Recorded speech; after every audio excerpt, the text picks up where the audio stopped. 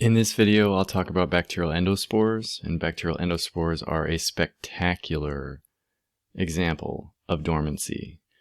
They are they're little structures that some cells can make that just basically protect their DNA forever. It's incredible, and they have a huge impact on human health because the microorganisms that can make them have become very successful, and they're hard to remove from environments.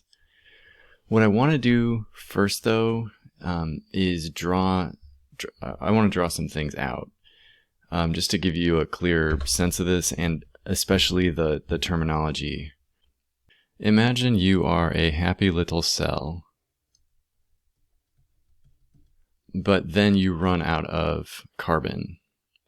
You can't grow anymore, and you might assume that there's no hope of you growing again in the near future. If you're a lucky cell from one of the two genera, or I guess it's more than two, but the two major genera that can do this, one option you have is to do what we call sporulate. To sporulate is to divide unequally, and then one part of you will be the endospore, and the other part of you will be kind of a husk of a cell. So all the DNA is in the endospore, and the endospore is essentially a crystal of proteins and salts. And its job is to protect the DNA. And so then, sometime in the future, so sporulate is to become an endospore. Sometime in the future, our little endospore might it might think it's time. There's a carbon source. There's something it can use for growth. So it's going to germinate. That is, it's going to become a cell again. And so this is what we call a vegetative cell. So the endospore can become a vegetative cell again. That is, if it is a viable endospore. If it is non-viable,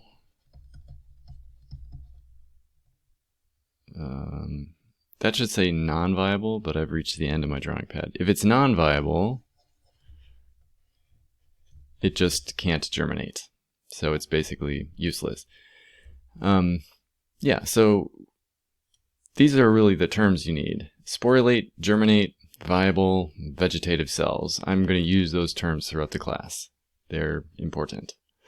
So let's go back to the slides. Endospores, yeah, they are incredibly stable. That's really what makes them so special. They can protect cells from starvation. So if they don't have a carbon source, they don't have a source of energy or nutrients, it doesn't hurt them if they're an endospore. Boiling water doesn't immediately hurt endospores. Freezing in ice doesn't hurt endospores. Complete desiccation, so drying out completely, doesn't hurt them. And radiation that would kill us doesn't kill them. And then solvents, like what you find in hand sanitizer, don't really affect them. So that's a really spectacular form of dormancy. And we can ask, how stable are endospores? And that's something researchers have wanted to know for a long time. Well, this is wild. This 50-year-old endospore thing, researchers in a laboratory that had existed for 100 years found a 50-year-old test tube that had a culture of bacillus in it, which had formed endospores 50 years ago and been forgotten. And those endospores germinated right away as soon as the researchers gave them medium to grow in. And so we have direct evidence in a laboratory that endospores can remain viable for 50 years. And a large fraction of them were still viable. There's a lot of other kind of indirect evidence that they can be viable for much longer. So for example, endospores found in a sediment layer that was dated to 10 to the 4th years. Now would be a great time to pause the video and tell me how long is 10 to the 4th years. How many years is that? So, that is 10,000 years. So 1 with 4 zeros, 10,000 years. Now that depends on our ability to date that sediment layer. Still, that's not that crazy a claim. The crazy claim came in the 90s when scientists looked at the gut of an extinct bee that had been trapped in amber. So they've dated this bee to 2.5 times 10 to the 7th years old. Like that is, the bee died that many years ago, and there are endospores in its gut, and those endospores germinated in the laboratory. So they have pretty strong evidence that those were 2.5 times 10 to the 7th years old. So how many years is that? Well, that's a 2 and a 5 and 6 zeros. That's 25 million years. And then the highest I've seen more recently is from inside an ancient salt crystal. They found endospores that were viable and would germinate, and they dated that salt crystal as 2.5 times 10 to the 8th years old. So 250 million years old. So the point is, like, maybe all of these researchers were mistaken and what they grew was modern contaminants. Maybe. But they go to extreme lengths to prevent that, because that's the question everybody has. It's like, prove that the bacteria you grew are from that gut. Prove that they're from that salt crystal.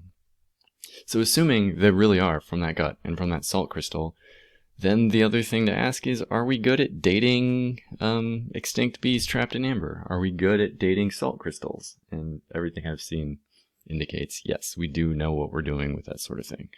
So endospores are insanely stable. Most bacteria cannot make endospores. Let me repeat that. Let me write that really big. Most, that says most. Most bacteria cannot make endospores. And nothing outside of bacteria can make endospores. No fungus can make them. No eukaryote can make them. It is really just bacteria, and it's really just, for the most part, 2 genera. Remind me, what is genera? Stop the video. Tell me what genera is. Okay, genera is the plural form of genus. And so one of them is Clostridium. So that's a genus of microbes, of bacteria that make endospores. The other one is Bacillus. That's another genus of bacteria that make endospores. So if we go back to the slides, here I underline the major pathogens that you might want to know about. So they're not underlined as any normal formatting thing. That's just for emphasis. So in genus Bacillus, we have 5 different species that people care about most. But Bacillus cereus causes food poisoning. Bacillus anthracis causes anthrax, a horrifying, truly horrifying disease. And they just wait in the environment forever for a chance to do that. Also, the ancient endospores that I was just talking about, the 25 million, 250 million, 10,000-year-old endospores tend to be very closely related to Bacillus. So if whatever grew up was given a species name, it would be within the genus Bacillus.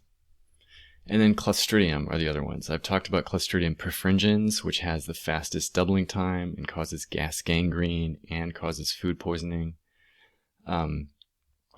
It forms endospores, and that's how it's so likely to end up in beef gravy.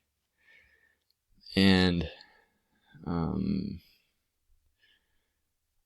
yeah, these are 2 other, I actually forgot this one existed, but Clostridioides is the new genus that C. diff It used to be Clostridium difficile. It's been put into its own genus. It makes endospores. That's why it's so hard to remove from a clinic. That's why you have to use special cleaning stuff to prevent somebody who has C. diff from giving it to someone else. So the last thing is, endospores are nightmarish. Their lifestyle is horrifying. So think about Clostridium tetani, which makes the tetanus toxin. Oh, let's go back up. Botulinum makes the botulism toxin. So what does it do? Well, it lives on a thorn. Let's say it's an endospore on a thorn, and somebody steps on it, and it sporulates, and it becomes... So let's say you're Clostridium tetani. You can make the tetanus toxin, but you don't have the nutrients you need. So you sporulate, and you wait on a plant thorn. First, you were in soil, but you could wait for 50 years until a plant grew and you were on one of its thorns. And eventually something steps on the thorn. And so you get into that something, and you germinate and release the tetanus toxin and kill that animal. Well, it turns out your specialty is in fermenting amino acids. So you can break down all of its proteins and basically eat the sheep. And as you eat the sheep, you divide, and your daughter cells eat the sheep, and their daughter cells eat the sheep, and their daughter cells keep eating the sheep until there are quadrillions, literally quadrillions of you Clostridium tetani cells, happily growing in a dead sheep. Then eventually, they have converted most of the sheep into bacterial cells. Most of the mass of the sheep is bacterial cells, and they run out of nutrients. Eventually, they use them all. Then they sporulate. And so now you have quadrillions of bacteria that decided to sporulate all at about the same time. So now you have a pile of endospores in that spot where there used to be a dead sheep, and all of them are willing to wait for 50 or 1,000 years for the next chance to kill something. So now you know the nightmarish kind of aspect of endospores. They can just wait. And a lot of them are waiting for a chance to get us. So that's really something. We'll come back to endospores for sure. All right, I'll see you at the next video.